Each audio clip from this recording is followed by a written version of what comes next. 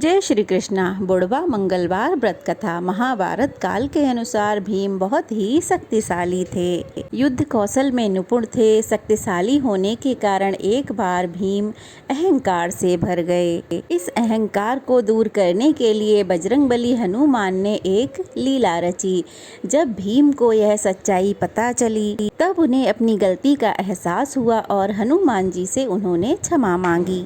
इसके बाद हनुमान जी ने प्रसन्न होकर भीम को अपना विराट रूप दिखाया। कथा के अनुसार जब पांचों पांडव वनवास भोग रहे थे तब एक वर्ष के लिए उन्हें अज्ञातवास में रहना पड़ा। उस समय पांडवों को वेश बदलकर रहना पड़ा। उस समय पांडवों के साथ द्रौपदी भी थीं। द्रौपदी एक आश्रम में रहकर अपना समय काट रही थीं। एक दिन वे आश्रम में बैठी थीं तब कहीं से उड़कर एक पुष्प उनके पास आ गया। उस पुष्प की सुगंध उन्हें बहुत अच्छी लगी। तब उन्होंने भीम को वह पुष्प लाने को कहा। द्रौपदी की इच्छा पूरी करने के लिए भीम पुष्प की खोज में निकल पड़े। पुष्प की सुगंध जिस दिशा से आ रही थी भीम उसी दिशा में जाने लगे। पुष्प को खोजते खोजते भीम एक वन में जा पहुँचे। उस वन में भीम ने जैसे ही प्रवेश करने का प्रयत्न किया तभी उन्हें रास्ते में लेटे एक बानर पर नजर पड़ी। तब भीम ने उस बूढ़े बानर से आग्रह किया कि वे रास्ते से हट जाएं, लेकिन बानर ने कोई प्रतिक्रिया नहीं की।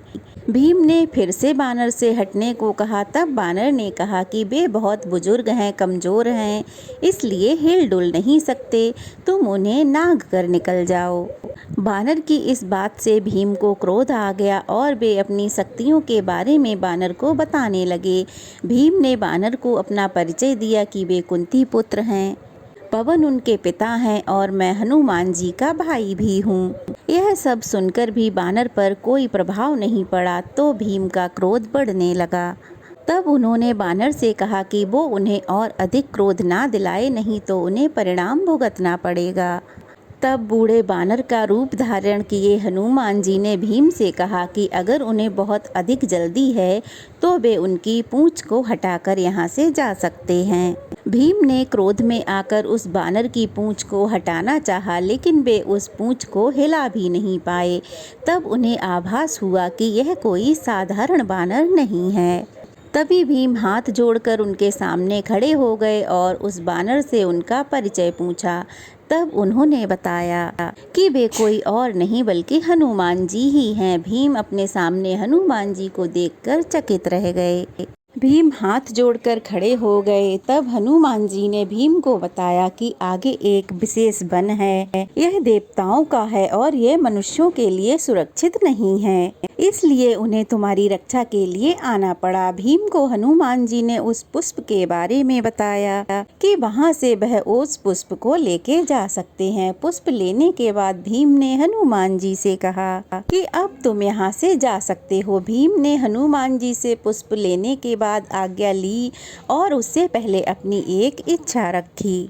भीम ने हनुमान जी को अपना विराट रूप दिखाने की इच्छा प्रकट की। तब हनुमान जी ने भीम को अपना विराट रूप दिखाया। विराट रूप के दर्शन करने के बाद भीम ने हनुमान जी का आशीर्वाद लिया। तब हनुमान जी ने भीम को गले से लगाया। गले से लगाने के बाद भीम की शक्तियाँ और भी बढ़ गईं। भीम ने हनुमान जी से आग्रह किया कि कौरवों के साथ युद्ध होने पर वे पांडवों का साथ दें। जिस पर हनुमान जी ने कहा, जिस युग से मैं हूँ वह युग दूसरा था। उसमें मैंने श्री राम के लिए कई युद्ध किए थे, लेकिन अब ये युग दूसरा है, इसलिए यहाँ मेरा युद्ध करना सही नहीं है, इसलिए मैं युद्ध में सम्मिलित नहीं हो सकता, किंतु युद्ध में पांडवों के रथ की ध्वजा पर मेरा वास होगा। इस प्रकार हनुमान जी हमेशा महाभारत के युद्ध में श्री कृष्ण और अर्जुन के रथ की ध्वजा पर विराजित रहे और युद्ध में पांडवों की हमेशा रक्षा करते रहे। इस तरह से पांडव अपने युद्ध में जीत गए और हनुमान जी का आशीर्वाद उन पर हमेशा के लिए बना रहा। ये थी बुढ़वा मंगल की व्रत कथा, जो आप सभी को अवश्य ही सुननी चाहिए। यह कथा सुनने मात्र से हनुमान जी का आशीर्वाद प्राप्त होता है और घर में सुख समृद्धि आती है। ये कथा आपको कैसी लगी कमेंट बॉक्स में ज़रूर बताइएगा। अच्छी लगी हो तो वीडियो को लाइक करके शेयर करें और अगर नए हैं तो प्लीज़ चैनल को सब्सक्राइब ज़रूर करें। जय श्री राम, जय बजरंगबली, सदा आप सबकी रक्षा करें।